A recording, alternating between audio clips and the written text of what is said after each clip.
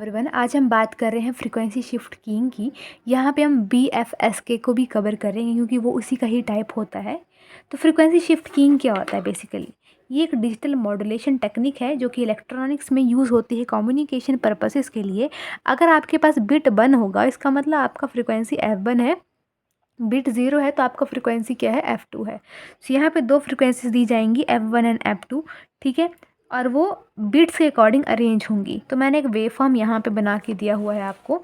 ठीक है, digital data basically 1010 के अकॉर्डिंग मैंने बनाया। 1 है तो ऊपर, 0 है तो नीचे, 1 ऊपर, 0 है तो नीचे नीचे नीचे, 1 है तो ऊपर। ठीक है, इस तरह से मैंने डिजिटल डाटा दिया है। और नॉर्मल कैरियर फ्रिक्वेंसी सिग्नल्स जो आते हैं बच्चे आपके, वो इस तरह से जनरली ऐसे मैंने बिना देखे बनाया, मतलब ऐसे नॉर्मल, मतलब कुछ बना दो। ठीक है, अब PSK, हम यहाँ पे PSK एंड ASK मैंने जानबूझ के दिया है ताकि एग्जामिनर को पेपर में भी लगे कि हाँ, बच्चे को कुछ तो आता है, ताकि वो कंपेयर कर रहा है FSK को बनाने के लिए, इनको भी देख रहा है।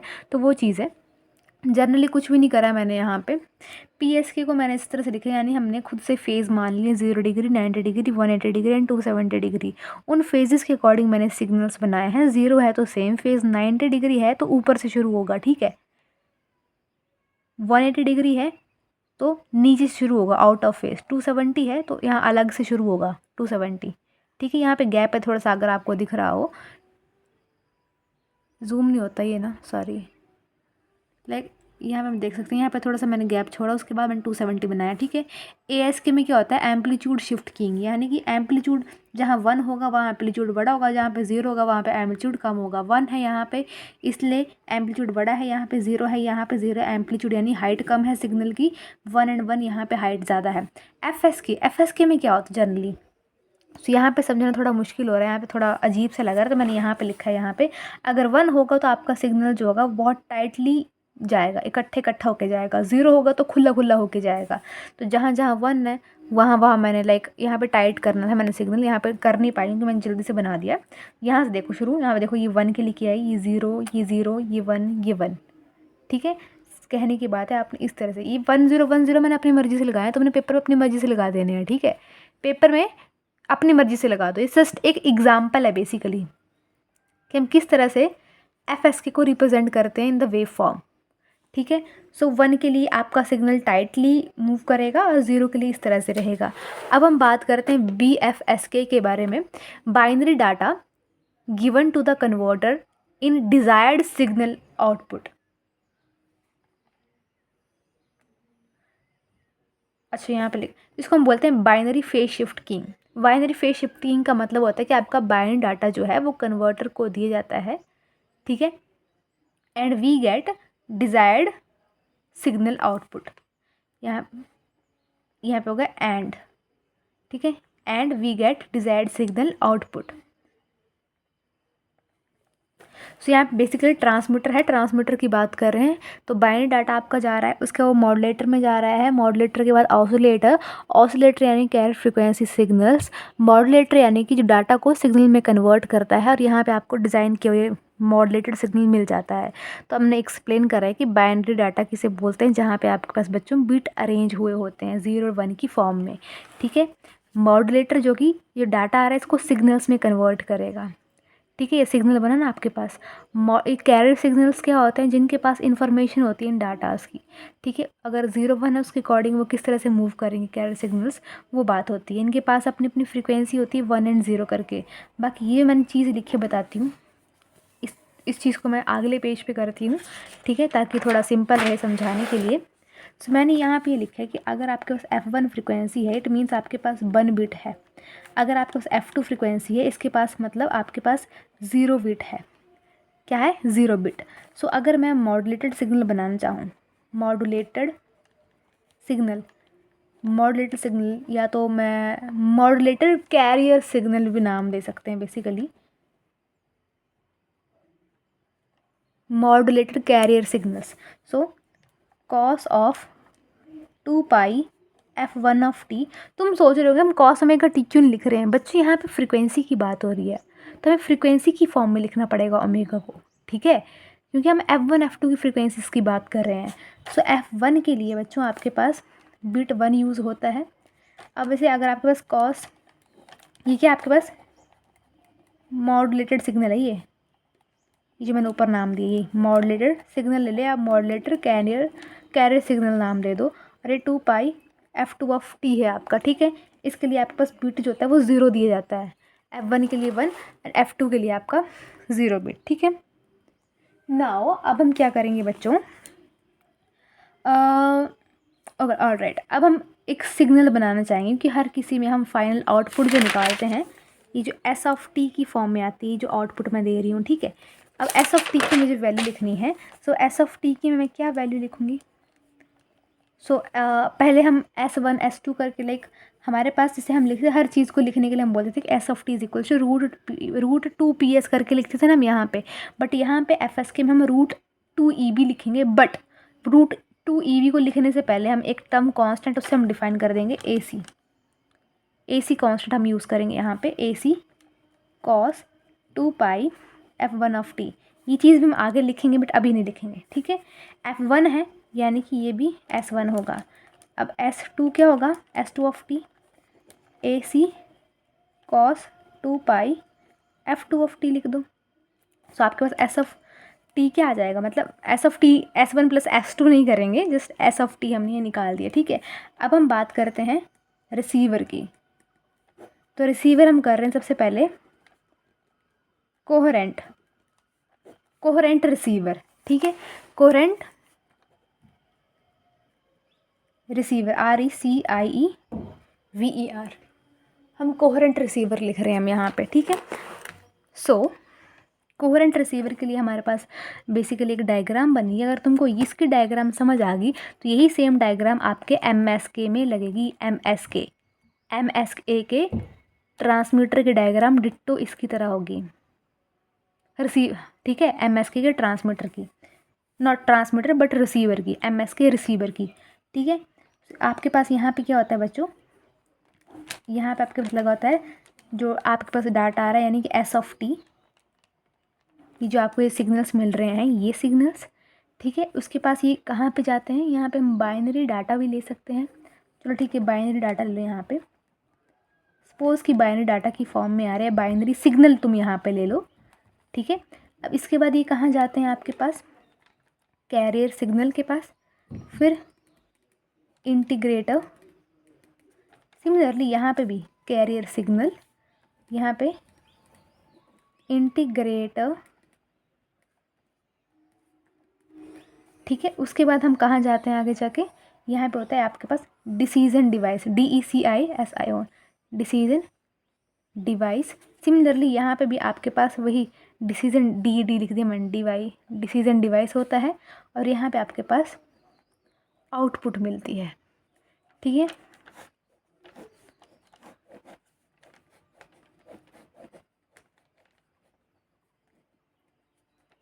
आपस में जोड़े हमने इनको ऐसे, ठीक है। अब इसके हम डेरिवेशन अगर हम करना चाहें, ये जो बेसिकली ये चीज़ें हैं ना, ये वाली चीज़ और ये वाली चीज़, इनका नाम होता है कोरिलेटर, CORRELATOR। ये कोरिलेटर 2 है, ये कोरिलेटर CORRELATOR, कोरिलेटर 1 है, इसका ये होते हैं, ठीक है। अब डिसीजन डिवाइस क्या बोलता है, अगर ये बड़ा हुआ, मान लो R1 बड़ा हुआ R2 से, ये R2 ये R1, ठीक है। ये R1 ले लो, ये R2 मान लो। तो रिसीवर की बात करें तो R1 R2 से रिसीवर को हम रिप्रेजेंट कर रहे हैं। अगर R1 बड़ा हुआ R2 से तो आपके पास बिट 1 आएगा। अगर ये वाला R2 बड़ा हुआ R1 से तो बिट आपका 0 आएगा, ठीक है। ये कहने का मतलब है हमारा। सो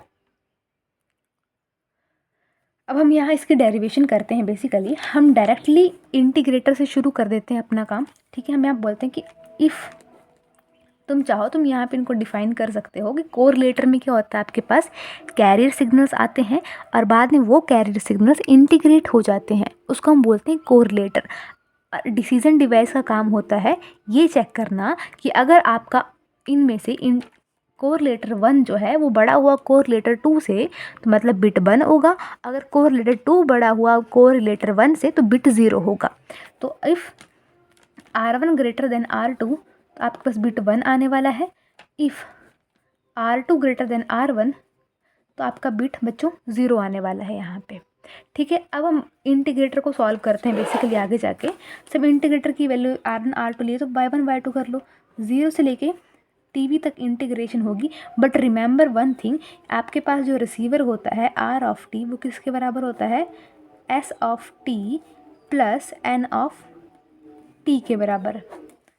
ठीक है, यहाँ पर लिखती हूँ कि receiver R of T is equals to S of T plus N of T. तो S ऑफ टी यहाँ पे ये वाले आ जाएंगे, ये एक बार S1 भर देंगे, एक बार S2 भर देंगे हम यहाँ पे। ठीक है, सो तो यहाँ पे 1 की वैल्यू कितनी आ जाएगी, 0 से लेकर टीवी तक बच्चों आपकी ना। ठीक है, सो y1 की बच्चों वैल्यू आ रही है आपके पास, यहाँ पे हम क्या भर दे रहे हैं, R ऑफ टी की वैल्यू। ठीक है, अब y1 है तो ऑब्वियसली R1 होगा यहाँ पे, साथ हम यहाँ लिख रहे हैं कॉस वाली F1 वाली बार। ठीक है, 2 पाई F1 ऑफ टी। करो इसको सॉल्व। R1 की वैल्यू क्या है आपके पास, S of T plus N of T. तुम जानते हो S ऑफ टी की क्या वैल्यू लिखी हुई है तुमने पीछे, वो यहाँ पे तुम भर दो।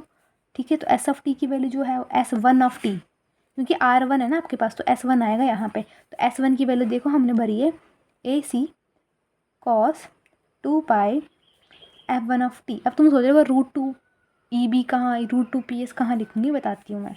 ठीक है, ये चीज़ प्लस N ऑफ टी, इसके साथ हमने मल्टीप्लाई क्या करना है, cos 2 pi F1 of T. ठीक है, अब A ऑफ C को तुम क्या ले लो, √2EB। ठीक है, अब y1 की वैल्यू तुम पीछे भी √2EB ले सकते थे, लेकिन हमने जानबूझ के वहाँ पे कांस्टेंट लिखा। ठीक है, सो यहाँ पे अब तुम डायरेक्ट भर सकते हो √2EB, 0 से लेके टीवी तक इंटीग्रेशन हो रही है, इसको यहाँ पे मल्टीप्लाई कर दो तो cos square 2 pi F1 of T plus N of T cos 2 pi F1 of T. अब यहाँ पे आप इसको सॉल्व करेंगे तो कॉस स्क्वायर आता है अगर आपके पास, अगर हम इसकी क्या करते हैं इंटीग्रेशन करते हैं तो 1/2 हमें वैल्यू देता है, ये क्या देता है 1/2। सो यहाँ पे आपका y1 का जो वैल्यू आ जाएगा वो √2EB इंटू 1/2, और यहाँ पे साथ में क्या है प्लस N। अब N ऑफ टी है तो हम यहाँ पे N1 ले लेंगे, ये N1 क्योंकि 1 वाली टर्म यूज़ हो रही है। सो N1 ऑफ टी ये आपकी वैल्यू आएगी। और हाँ, ये मुझे चेक करना है कि √2EB लेते हैं कि जस्ट √EB ही लेते हैं। Let me check one thing. ठीक है, हाँ ठीक है, √2EB ही लेते हैं हम। अब तुम सोच रही है N1 क्या है, ये बेसिकली नॉइस टर्म होती है। ठीक है, नॉइस टर्म, इसलिए N1 ऑफ टी हमें लेना पड़ता है। ठीक है, अब मैं तुम सोच रही इसको मैंने क्यों ली, इसको मैं अगर मैं इसकी इंटीग्रेशन करती हूँ तो बेसिकली वो 0 ही आता है, लेकिन हम इस टर्म को भी नॉइस टर्म में कंसिडर कर रहे हैं तो इसको हम लिखते हैं N1 of T with noise term. ठीक है, तो आपकी जो फाइनल आउटपुट बनती है बेसिकली वो ऐसे बनेगी, y1 is equals to √2EB, एक second, √2EB plus 1/2, sorry multiply 1/2 plus N1। तुम चाहे तो उसको सॉल्व कर सकते हो इस तरह से कि √2 है, नीचे 2 है तो 2 को क्या मतलब होता है 2 क्रॉस 2, तो इससे काट दो तो 1 यानी कि EB अपॉन √2 लिख सकते हो प्लस N1 अगर और सॉल्व करना हो तुमको तो। बट ठीक है, इतना रहने देते, हम ज़्यादा आगे नहीं बढ़ते हैं। ठीक है, आपके पास ये वैल्यू आ जाती है। इन द सिमिलर मैनर अब आपने y2 निकालना है। अब y2 आपको होमवर्क रहा, या आपने खुद करना है। से R2 ऑफ टी हम यहाँ पे डाल देंगे और cos 2 pi F2 of T, कोई फ़र्क नहीं है, बस R2 की तुमने यहाँ पे वैल्यू भरनी है। R2 की वैल्यू क्या है तुम्हारे पास, R2 का क्या मतलब होता है S2 of T plus N of 2। तो S2 की वैल्यू क्या है आपके पास, वो AC वाली टर्म जिसको हम √2EB cos 2 pi F2 of T, ये ना तुम्हारे पास, और मल्टीप्लाई करना है बस प्लस N2। बस यहाँ पे ये करना है, मल्टीप्लाई करना है आपने ये वाली term cos 2 pi F2 of T. इसको इंटीग्रेट करना है, सॉल्व करना है और आंसर बताना है। ठीक है, इंटीग्रेट करो सिमिलरली, आपका आंसर क्या आ जाएगा, वहाँ पे कोई फ़र्क नहीं होगा बच्चों, बस आंसर ये होगा y2 √2EB into 1/2 plus N2। यही आंसर आएगा। तो आपने खुद करना है इसको, ठीक है। अब नेक्स्ट हम बोलते हैं इसके नॉन कोहेरेंट पार्ट की ओर अगर हम मूव करें। सो नॉन कोहेरेंट पार्ट भी है इसमें। अगर तुम बोल रहे हो कि इतना ज़्यादा मैं क्यों करवा रही हूँ, अगर तुम इतना ज़्यादा कर लोगे तभी तुम्हें लाइक अगला जो एफ के लास्ट टॉपिक है वो सॉरी MS के लास्ट टॉपिक है वो समझ आ जाएगा। नॉन कोहेरेंट, तो नॉन कोहेरेंट के लिए आपने क्या करना है, यहाँ पे बैंड पास फिल्टर लगा होता है, नीचे भी आपके पास बैंड पास फिल्टर लगा होता है, ठीक है। उसके बाद ये मतलब यहाँ पे कैरियर सिग्नल से जुड़े होते हैं आपस में। बैंड पास फिल्टर यहाँ पे होता है एनवेलप डिटेक्टर जो डिटेक्ट करेंगे, यहाँ पे भी एनवेलप डिटेक्टर, और आगे जाके ये आपको आउटपुट दे देंगे। तो इसकी डेरिवेशन नहीं बिल्कुल भी, हम बोलेंगे इसको हम E1 मान लेते हैं, इसको हम E2 मान लेते हैं। अगर आपके पास E1 बड़ा है E2 से तो आपका बिट 1 आता है, अगर E2 बड़ा है E1 से तो आपका बिट 0 आता है। और हाँ, बस इसमें हम ये लिखते हैं कि S(t) की वैल्यू क्या आती है, S1(t), S2(t) करके लिखते हैं ना हम। S1(t) होगी √2EB cos 2 पाई F1(t) प्लस θ1, बस ये θ1 टर्म लगती है। और S2(t) लिखोगे ना तुम यहाँ पे, सेम यही रहेगा आपके पास cos 2 पाई F2(t) प्लस θ2। ये देखो, ये हम बोलते हैं θ1 एंड θ2 आपके पास हम यहाँ पे रैंडम अननोन फेजेस होते हैं, ठीक है। θ1 एंड θ2 क्या होते हैं, रैंडम अननोन फेजेस, ठीक है। अब हम लास्ट में निकाल देंगे कि प्रोबेबिलिटी ऑफ एरर क्या होता है, बस ख़त्म हो गया आपका। प्रोबेबिलिटी ऑफ एरर EB/N0 करके होता है वो something. So probability of error की वैल्यू होती है यानी कि P(E) इज इक्वल्स टू, वो होता है आपके पास 1/2 exponential of minus of EB/N0, ये होती है आपकी वैल्यू, ठीक है। और अगर तुम सोच रहे हो कि प्रोबेबिलिटी ऑफ एरर ऊपर वाले में कितना होता है, जो मैंने पिछला पढ़ा उसमें EB/N0 होता है, बस Q इंटू EB/N0। यहाँ पे प्रोबेबिलिटी ऑफ एरर होता है Q इंटू, ये अंडर रूट के अंदर होगा पूरा EB/N0। ये आपके पास कोहेरेंट के लिए है, कोहेरेंट, और ये आपके पास नॉन कोहेरेंट। इकट्ठा लिख देती हूँ मैं।